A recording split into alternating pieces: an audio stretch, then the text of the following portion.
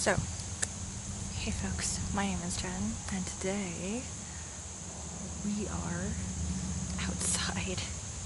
We are outside because it is an absolutely gorgeous day out.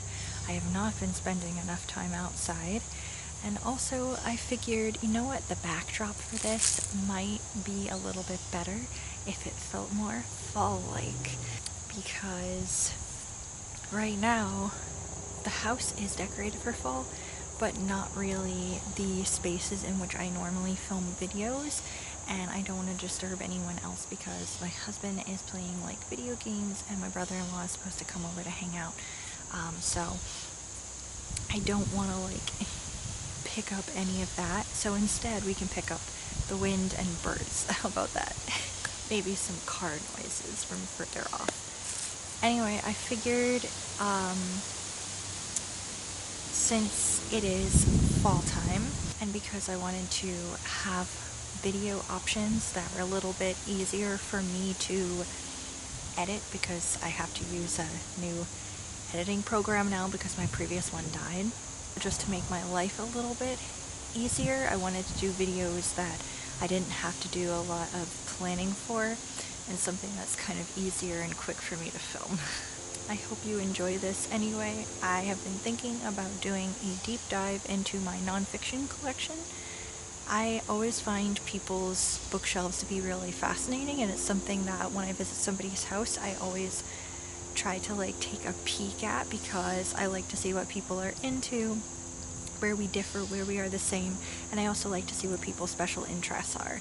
And I think nothing is more special interest than nonfiction, and I think you can really tell more about someone and their special interests when you look at the nonfiction that they like to consume, or maybe if they don't like to consume nonfiction at all. I thought, you know what, it might be fun to do a series of these videos that are a little bit easier for me to do, by doing deep dives into my nonfiction section. It would take way too long to film the entire thing, so what I wanted to do was to break it up into sections. And I figured, because it is the end of September, and when this video goes up it will officially be like the start of October, I thought, hey, it might be cool to start with a spooky side of my nonfiction books. And I could talk to you about my nonfiction ghost and ghost hunting related books. A couple of these you might have seen before in like my Vermont book section. I grabbed them too, so I figured I would go over them as well. What we'll start with is ghosty tales and things first. First up, I have two Vermont related books, the first of which is Mischief in the Mountains, and this is a Strange Tales of Vermont and Vermonters, and this is by collected by like Vermont and Leaf magazine, and this one has just a lot of different stories in it, and not all of it is like ghosty stuff. Some of it is like true crime related mysteries, weird paranormal things around Vermont, so it's kind of like an overlapping collection. I think my particular favorite story that I've heard in more than one place before is the Frozen Folk.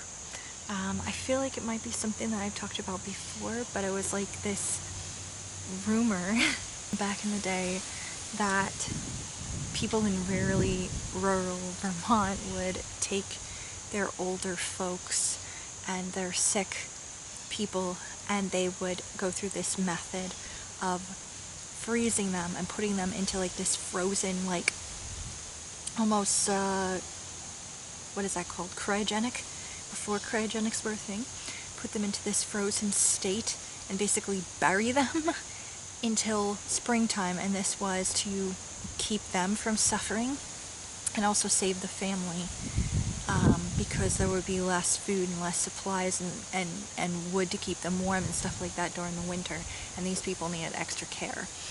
So it was the idea of keeping them safe but also saving the rest of the family, and then they would thaw them out in the springtime.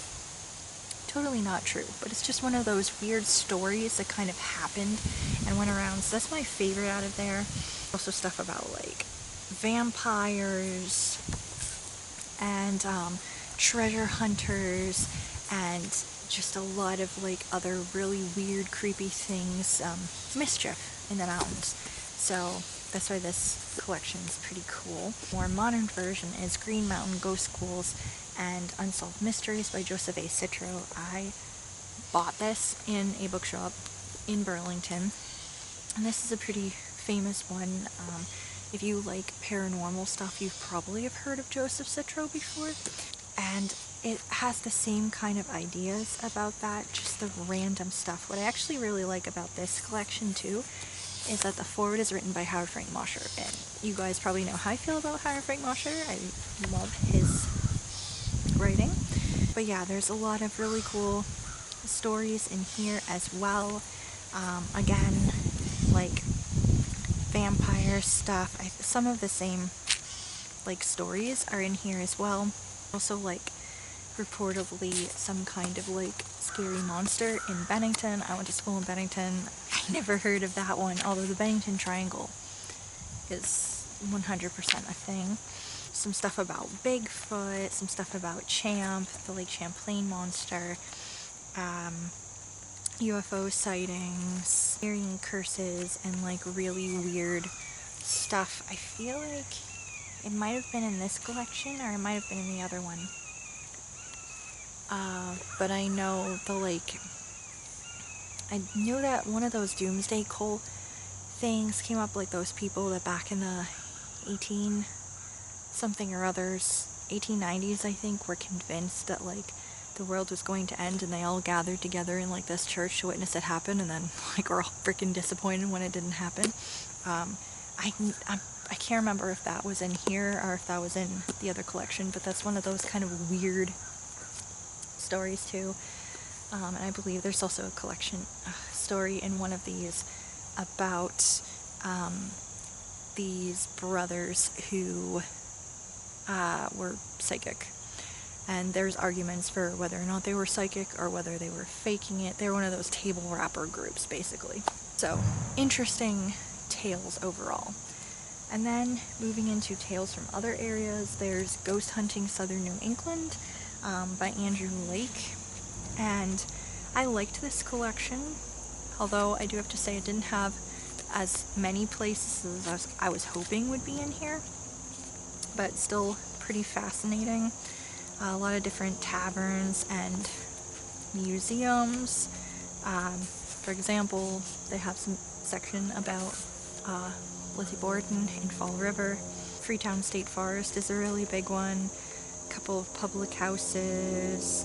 A couple of like haunted churches. There's Belcourt Castle, which is kind of really fascinating. Like really historic cemeteries and stuff.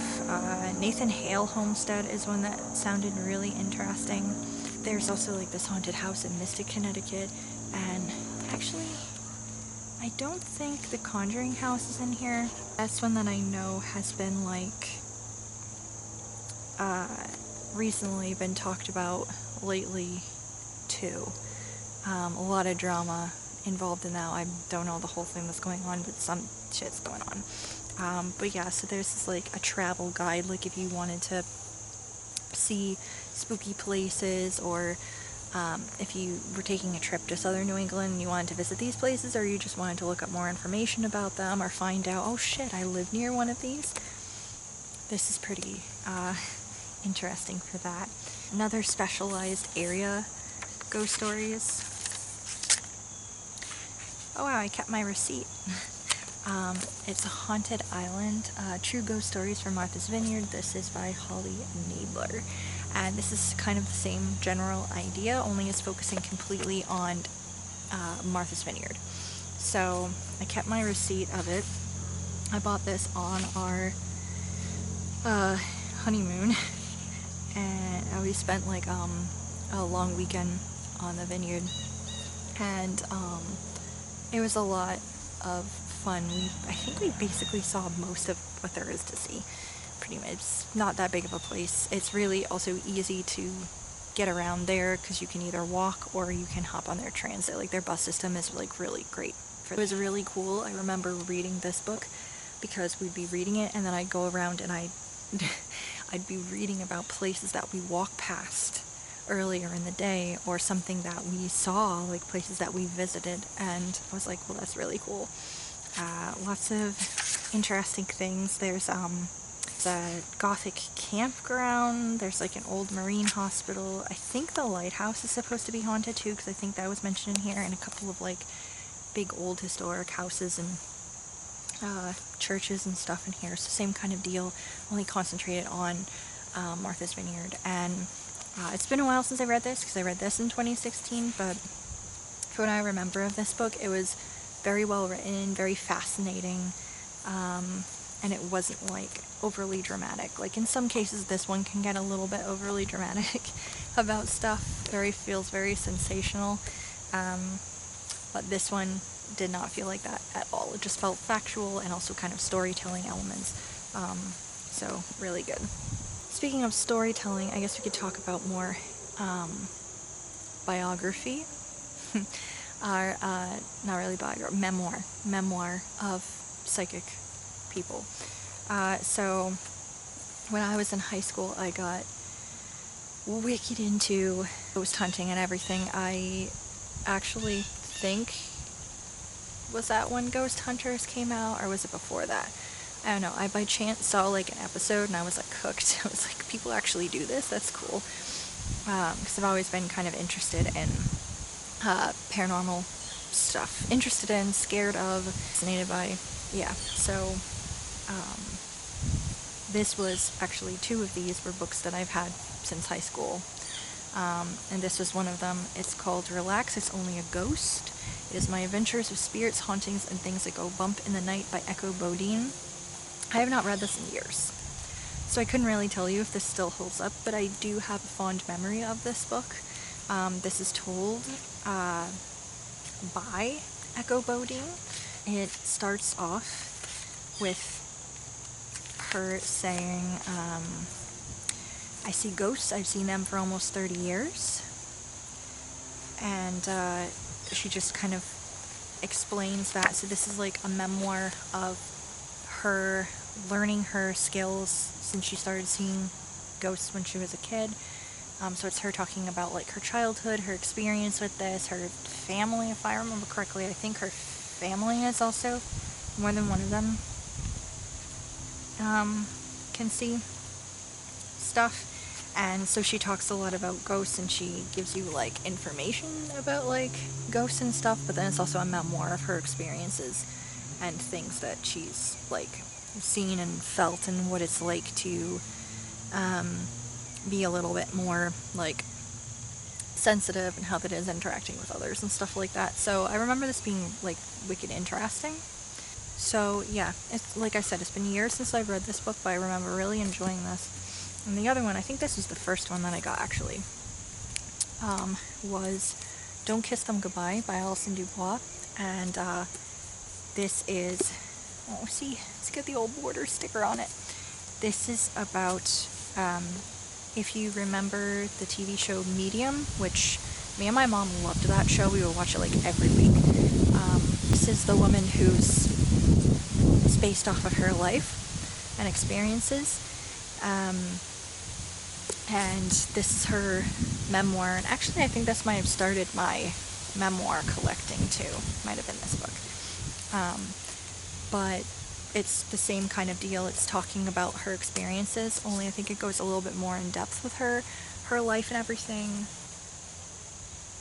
Ooh, we have a chipmunk friend. I think this goes a little bit more in depth with like her life experiences and dealing with everything, because if I remember correctly, she went through a period of her life as like a teen, or maybe in her early 20s, where she dealt with like, I think she might have ended up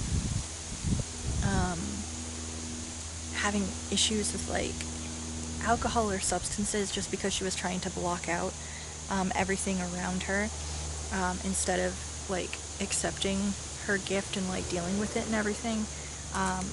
But then it just talks about like dealing with that and yeah, all of her varying experiences. And I think her dad had passed by the time she wrote this, or her mom, I think. And I know that was part of it, was her talking about that as well. So really fascinating from what I remember. Again, has been years since I've like read this book, but yeah, I remember like being all in about this. And the last ghost related book I have, I feel like I have another floating around somewhere that is also part memoir, but I think I do. They Can't See What I See. That's the other one that I have, but I can't find it. So I can't remember if I lent it to someone or it's just in the mess of the office right now. I can't remember who it's by, but it's part memoir, but it's also part about like honing your own skills, so it's interesting. And then the last book is Ghost Hunting for Beginners by Rich Newman, and I bought this in like college or after college because my friends and I did amateur ghost hunting at our school, and I wanted more information on how to do that. And this is your guide to starting amateur ghost hunting, whether by yourself or with a group, and actually how to get a group started. So super fascinating. My battery is about to die, so I'm gonna see you later. Thank you guys so much for watching. Please subscribe if you would like to, and I will see you next time. Bye.